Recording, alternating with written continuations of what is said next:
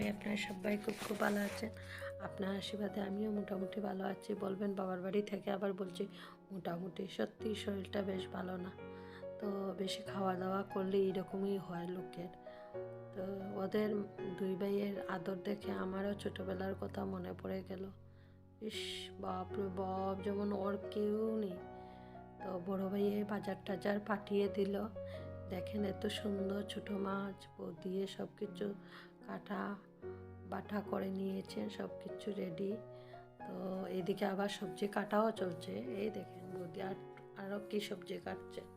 তো সব এক এক করে বৌদি সব রেডি করে নিলেন। লুনা ইলিশ দিয়ে একটা তরকারি হবে, কাতলা মাছ আছে, ট্যাংরা মাছ আছে, কি ছোটো মাছও আছে, জানি না কী কী রান্না হবে। আর আমি এদিকে স্নান টান করে বসে লাড্ডু সোনার সঙ্গে মানে খেলাধুলা করছি আর কি, ও না কান্নার জন্য। আবারও দেখিয়ে দিলাম, দেখেন সব কিচ্ছু রেডি। ওটা হলো লুনা ইলিশ, পেঁয়াজ রসুন কাটা আছে। এদিকে ছোটো মাছ দিয়ে টক হয়ে গেল, একটা আমড়ার টক। এদিকে হয়ে গেল লুনা ইলিশ দিয়ে বেগুন শিম দিয়ে তরকারি। আমি বসে পড়লাম খেতে। তো অনেক সময় হয়েছে স্নান করার, তো খাওয়াটা আমার শুরু হয়ে গেল। খেতে আছি, সিংহাসনে বসে বসে খাওয়াতে বসে পড়লাম। সবাই আসবে, সবাইকে ডাকার পালা চলছে। তো কিন্তু সবাই নিচে বসে খাবেন আর আমি সিংহাসনে বসে। আমি বৌদির আদরি ননদ, তার জন্য। এখন দেখেন এইখানে এসে পড়লো আবার আরেকটা তরকারি, ওলকপি দিয়ে মাছ দিয়ে। তো এক এক করে খেতে থাকবো। আর আমার সবচেয়ে মুখে দিকে জল এসে যাচ্ছে, কখন খাবো কখন খাবো। এই আমড়া দিয়ে ছোটো মাছের টক, আর এদিকে আরেক বউ দিয়ে পাঠিয়ে দিলেন খাওয়ার অনেক কিছু।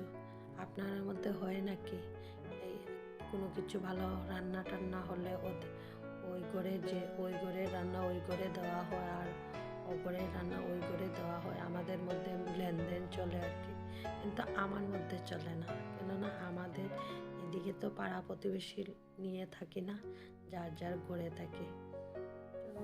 এটা হয় গ্রামে গঞ্জে, স্বাভাবিক হয়, কিন্তু আমরা গ্রামে থাকি না, আমরা টাউনেও থাকি। কিন্তু ওরা তো পাড়া প্রতিবেশী নিয়ে থাকেন, ওদের আলাদা একটা মানে সবার ইয়ে থাকে আর কি, মিল থাকে আর কি। তো কবে যাব বন্ধুগণ বাসায়? এরকম যদি বসে বসে খাই, এটা খাওয়াটা বড় কথা না, অসুখ পড়ে যাব। আজকে ভাবছি চলে যাব বাসায়।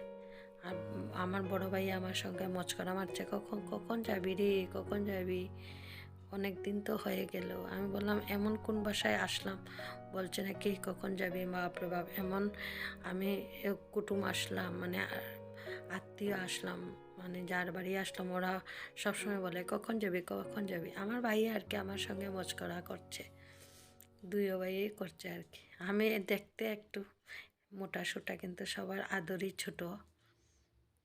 এখনো আমার 2 নম্বর ভাইয়ের বিয়ে হয়নি, ওই ভাইটা চলে গিয়েছে, দেখেছেন।